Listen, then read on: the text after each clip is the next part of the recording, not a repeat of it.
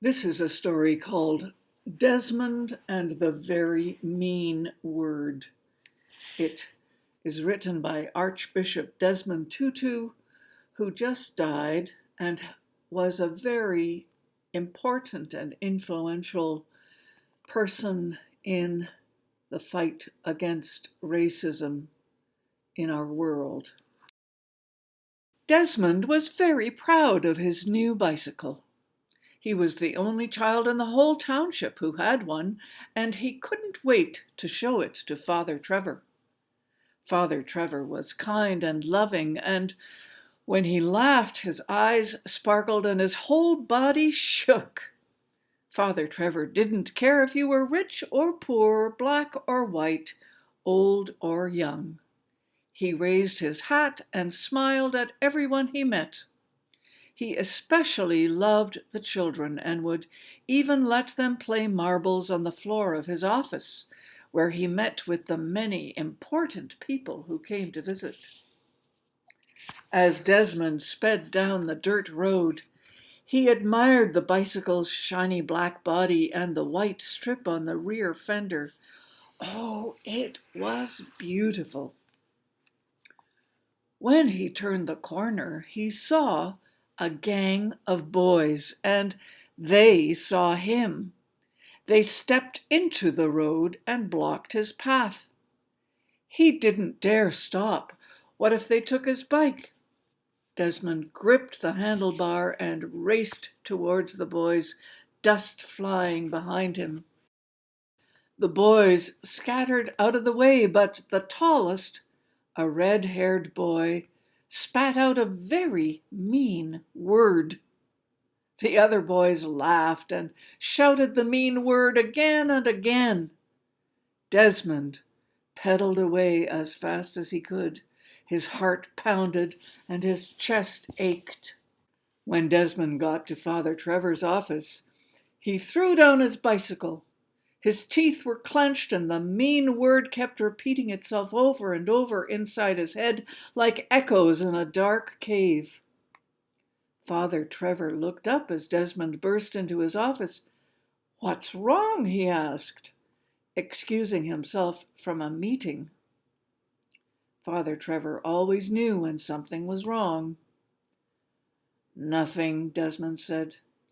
Father Trevor bent down until he was looking directly into Desmond's face. His smiling eyes always made you feel like you were the most important person in the world. "You can tell me anything." Desmond glanced down at his dusty bare feet and finally muttered, "Some boys. They shouted a very mean word at me." "I'm sorry that happened," Father Trevor said. "They hurt your feelings, didn't they?" Desmond's shoulders relaxed a little and he nodded. "Can you forgive them?" Father Trevor asked. "No, never," Desmond said, his fist balled at his sides. "I will get them back." Father Trevor sighed. "That is the problem, Desmond. You will get them back, and then they will get you back, and soon our whole world will be filled with nothing but getting back." That night, Desmond lay in bed, trying to read his comic book by candlelight. Instead of the words on the page, he kept seeing the mean word written over and over again. The next day, no matter how fast he pedaled to school, Desmond couldn't leave the mean word behind. All day, the mean word followed him around like a shadow in the hot sun. As he rode home that afternoon, he saw the boys again. His hands and face felt hot. Maybe, he thought, if he got even, he would stop thinking about what they had called him. So he raced past the boys and shouted the meanest word he could think of. He could hear the boys running after him. Desmond pedaled hard, his heart pounding. Finally, he looked back. The boys had given up the chase. At first, Desmond felt proud. But very soon he began to feel something else. It was not a good feeling. The mean word he had said left a bitter taste in his mouth. After school the next day, Desmond went to Father Trevor's. "Are you feeling any better, Desmond?" Father Trevor asked as he sat on the floor shooting marbles with the children. Desmond shook his head from side to side and frowned. "When people say mean words to us, we often feel ashamed of who we are," Father Trevor said. "They can make us feel a little less lovable, but it's not true." Lowering his face close to the floor, Father Trevor lined up a marble in the chalk circle. "Desmond, everything we do matters. If we smile or if we frown, if we say something nice or something mean." Father Trevor flicked the shooter with his thumb and hit the marble out of the circle. "When we hurt someone," Father Trevor said as he got up, "it hurts us too." That night, Father Trevor dropped in to see Desmond's parents. Desmond carried a pot of tea into the living room and then went outside. Usually he would try to listen to what the adults were saying, but tonight he just wanted to be alone. Sitting on the doorstep, Desmond looked up at the starry sky, an empty ache in his chest. He thought he could even see the mean word written on the face of the moon. "That's a very nice bicycle you have," Father Trevor said as he sat down next to Desmond. The black paint gleamed in the moonlight. Desmond had forgotten to show his bike to Father Trevor. It didn't matter now.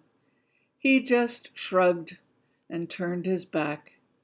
He didn't want to talk, not even to Father Trevor.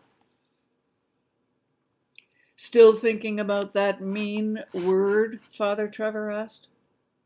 Desmond slowly nodded. "Our hearts are fragile and easily hurt. That is why we were given a way to heal them. It's called forgiveness." "How can I forgive them? They haven't said they're sorry." "You don't need to wait until someone says they're sorry to forgive them. You have the power to forgive whenever you are ready." "I'm not ready," Desmond said. "That's fine, Desmond. Only you will know when you are." Father Trevor got up to leave. Desmond felt a lump in his throat. Father Trevor said very softly, "Let me tell you a secret, Desmond. When you forgive someone, you free yourself from what they have said or done. It's like magic." A week later, Desmond was riding his bicycle down the street when he saw the boy with red hair surrounded by two older boys. "That'll teach you," one of them said, dunking the head of the red-haired boy into a bucket of water. Seconds later, the boy managed to raise his head, his wet hair standing up like a carrot top. He looked like he was about to cry. A woman appeared at the door. "Leave your brother alone. You are as bad as your father. Now, get in this house before I—" She didn't finish her sentence before the brothers were inside and the door had slammed shut. To Desmond's surprise, he felt sorry for the red-haired boy. A few days later, Desmond ran into the neighborhood market to buy his father a newspaper, and out of the corner of his eye, he saw a flash of red. Turning, Desmond realized it was the red-haired boy. He was standing alone in front of the candy counter. It was filled with lollipops and delicious chocolates. Desmond wanted to say something, but what?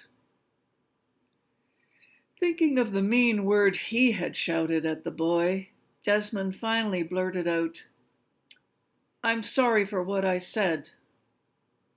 The boy looked at him, speechless. Finally, he stammered, "I guess I'm, well." Desmond didn't need the boy to say he was sorry.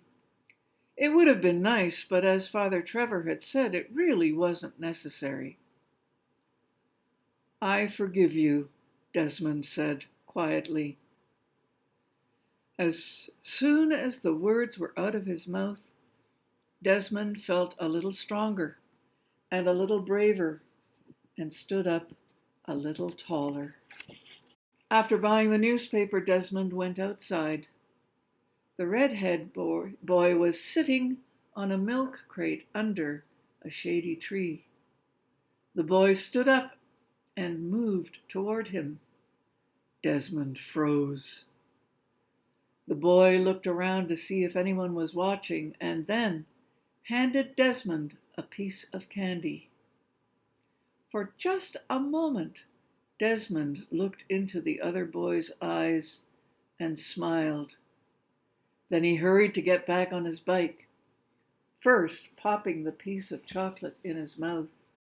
As the sun set behind the houses, Desmond pedaled home fast, not out of fear, but out of joy. The cool wind felt good against his face. He wanted the sweet taste of chocolate on his tongue to last forever. Slowly he spread his arms out wide as if he were flying. At last, Desmond knew what it felt like to be free.